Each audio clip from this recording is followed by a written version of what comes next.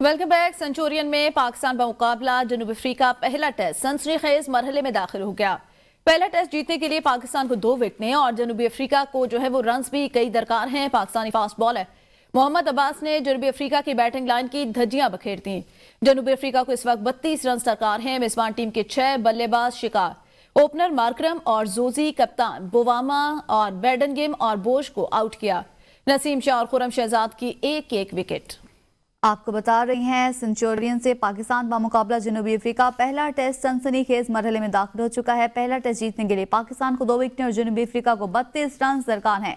मोहम्मद अब्बास ने जनूबी अफ्रीकी बैटिंग लाइन की धज्जियां बिखेर दी हैं। मोहम्मद अब्बास ने मेजबान टीम के 6 बल्लेबाजों को आउट कर दिया है। आपको बताएं पाकिस्तान का मुकाबला जनूबी अफ्रीका पहला टेस्ट सनसनीखेज मरहले में दाखिल हो चुका है।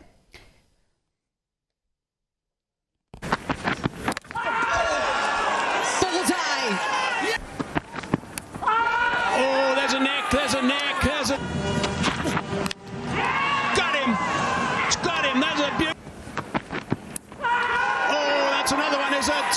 There was a neck. That's in. Oh, there's another one. Now he's got.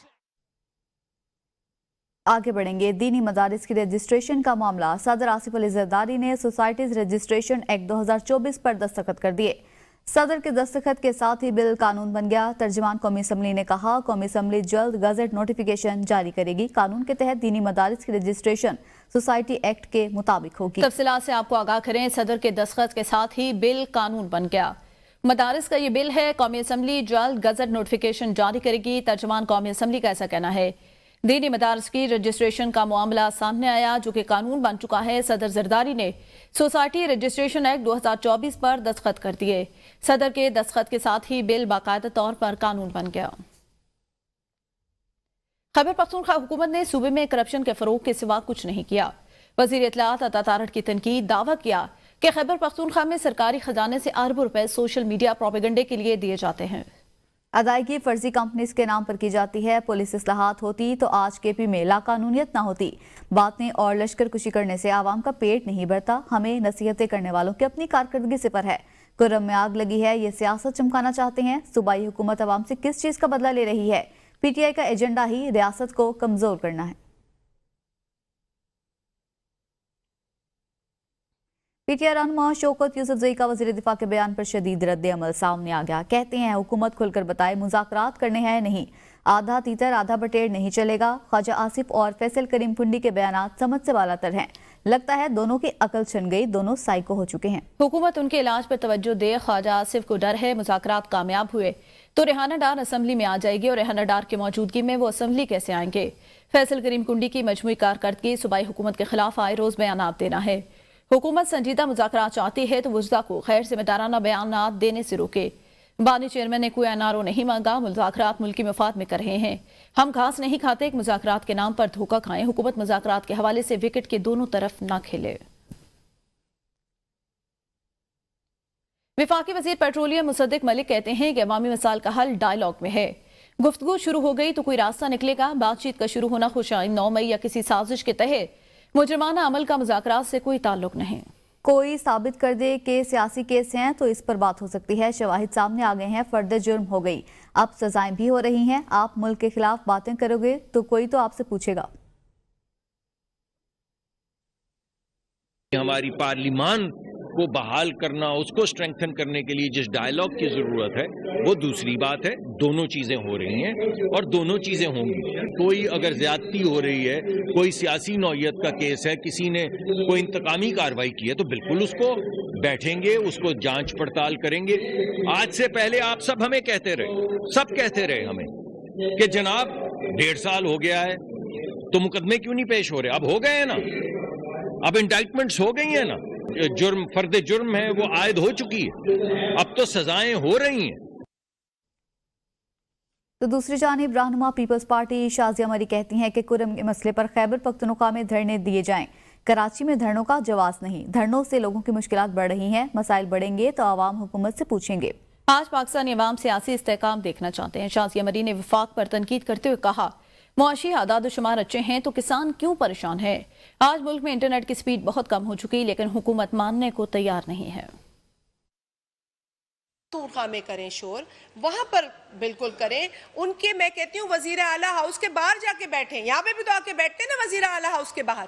کیوں سندھ کی سڑکیں بند ہوں, کیوں سندھ کے لوگ خوار ہوں, کیوں سندھ کے لوگوں کو تکلیف ہو. اور سندھ حکومت دیکھیں, آپ کو پتہ ہے کہ آخر وقت تک یہی کوشش کرتے ہیں کہ ہم کوئی بھی کانفرنٹیشن نہ ہو. آج پاکستان میں جو لوگ ہیں وہ پولیٹیکل سٹیبلٹی دیکھنا چاہتے ہیں. ملک میں عوام کے مسائل کو دور کیا جائے.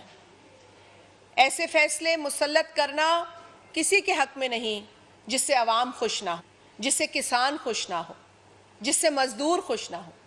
جو آج انٹرنیٹ کی سپیڈ کی وجہ سے سب سے زیادہ متاثر ہو رہا ہے. اب کچھ بات کرم کی صورتحال پر. گرینڈ جرگہ کرم میں قبائل کے درمیان تاحال معاہدہ نہ کرا سکا.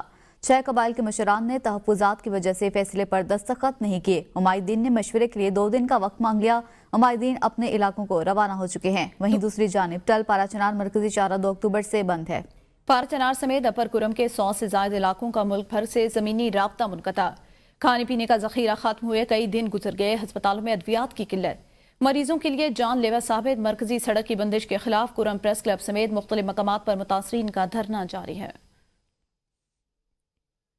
مشیر اطلاعات خیبر پختونخوا بیسٹر سیف نے دعویٰ کیا کہ کرم تنازع پر فریقین کے درمیان عمومی طور پر اتفاق رائے ہو چکا. صرف چند نکات پر ایک فریق نے مشاورت کے لیے 2 دن کا وقت مانگا. اب جرگہ منگل کو دوبارہ شروع ہوگا. مشاورت میں مکمل ہونے کے بعد معاہدے پر دستخط کیے جائیں گے. ایپیکس کمیٹی کے فیصلے کے مطابق بنکرز اور اسلحے کا خاتمہ یقینی بنایا جائے گا. بیرسٹر سیف کا کہنا تھا کہ خیبر پختونخوا حکومت صدی پرانے تنازع کے مستقل اور پائیدار حل کے لیے پرعزم ہے. وزیر اعلیٰ اور گرینڈ جرگے کی کوششوں سے تنازع حل ہونے کے قریب ہے.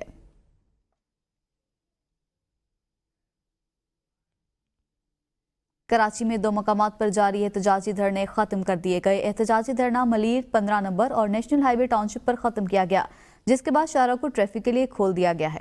شہر کے 10 مقامات پر تاحال دھرنا جاری. احتجاج نمائش شرنگی شرائع فیصل, گولی مار, نارتھ کراچی, پاور ہاؤس شرنگی, یونیورسٹی روڈ پر کیا جا رہا ہے. شرائع بند ہونے سے شہریوں کو مشکلات کا سامنا ہے. آپ کو بتائیں دھرنا ختم ہونے کے بعد جو شاہراہیں ہیں کراچی کے 10 مقامات پر کرم کی صورتحال کے خلاف تاحال دھرنے جاری. کراچی میں 2 مقامات پر جاری احتجاجی دھرنے کو ختم کر دیا گیا ہے. ملیر 15 نمبر اور نیشنل ہائی وے ٹاؤن شپ پر احتجاجی دھرنا ختم کر دیا گیا. پارا چنار کے حوالے سے آج 6ٹے روز بھی احتجاج جاری ہے. یہ خبر ہے لاہور سے, جہاں پہ احتجاجی مظاہرین لاہور پریس کلب کے باہر دھرنا دیے ہیں. ہمارے نمائندے علی ناصر اس وقت مظاہرین کے ساتھ موجود ہے. علی بتائیے کیا کہتے ہیں مظاہرین؟ جی بالکل, میں اس وقت لاہور پریس کلب موجود ہوں, جہاں پر پارا چنار کے مظلوم مسلمانوں کے ساتھ اظہار یکجہتی کے لیے دھرنا دیا جا رہا ہے. آج اس دھرنے کو 6ٹا روز ہے. اس دھرنے کے اندر مختلف مذہبی جماعتوں کے لوگ شامل ہیں, اور ابھی کیونکہ دن کا وقت ہے, جیسے جیسے وقت گزرتا جائے گا اس دھرنے کے اندر لوگوں کی تعداد بھی بڑھتی جائے گی. ان کا مطالبہ صرف یہی ہے کہ پارا چنار کے اندر جو دن بدن دہشت گردی بڑھتی جا رہی ہے, اس کی روک تھام کے لیے اقدامات بہت ضروری ہیں, اور ساتھ ساتھ پارا چنار کے جو راستے بند کیے گئے ہیں ان راستوں کو کھولا جائے, تاکہ جو غذائیت کی قلت ہو رہی ہے, جو ادویات وہاں پر نہیں پہنچ پا رہی ہیں, دوائیوں کی کمی ہو رہی ہے, جس کی وجہ سے لوگوں کی زندگی وہاں پر مشکل ہوتی جا رہی ہے. روزگار مکمل طور پر راستے بند ہونے کی وجہ سے تباہ ہو چکا ہے. بہرحال ان لوگوں کے یہی مطالبات ہیں کہ ایک تو دہشت گردی کو ختم کیا جانا چاہیے, ساتھ ساتھ وہاں کے راستے کھولے جانے چاہیے, اور جب تک یہ مطالبات پورے نہیں ہوں گے یہ دھرنا اور یہ احتجاجی کیمپ اسی طرح جاری رہے گا. آج 6ٹا روز ہے. 5 روز سے مسلسل لاہور پریس کلب کے باہر اس طرح دھرنا جاری ہے. آج 6ٹا روز ہے. مختلف مذہبی جماعتیں اس احتجاجی کیمپ میں شامل ہیں, جو کہ پارا چنار کے مظلوم مسلمانوں کے ساتھ اظہار یکجہتی کے لیے یہاں پر موجود ہیں, اور ساتھ ساتھ اپنا اظہار خیال بھی کرتے ہیں یہاں پر آ کر. بہرحال آج 6ٹا روز ہے اس احتجاج کو. جی آگے بڑھیں گے. آپ کو بتائیں وزیر خزانہ محمد اورنگزیب نے کہا ہے کہ ملک خیرات سے نہیں ٹیکس سے چلتے ہیں. جو ٹیکس نہیں دے رہے ان کو ٹیکس دینا پڑے گا. کوشش ہے ٹیکس دینے والوں پر مزید بوجھ نہ پڑے. جو ادارے خسارے میں ہیں انہیں بند ہونا چاہیے یا پرائیویٹ سیکٹر کے حوالے کر دینا چاہیے.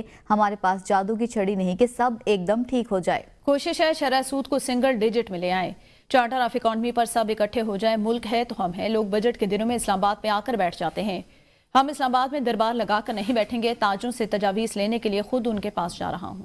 یہ اور چیزوں کی بات ہوتی ہے. اس میں 3-4 لوگوں پہ جو ٹیکس دے رہے ہیں ان پہ فردر بوجھ نہ پڑے, اور جو سیگمنٹس ایسے ہیں جن کو ٹیکس دینا چاہیے ان کو ٹیکس دینا پڑے گا. Every single segment in this country will have to contribute. یہ کوئی جادو کی چڑی نہیں ہے کہ ایک دفعہ یہ ہو جائے.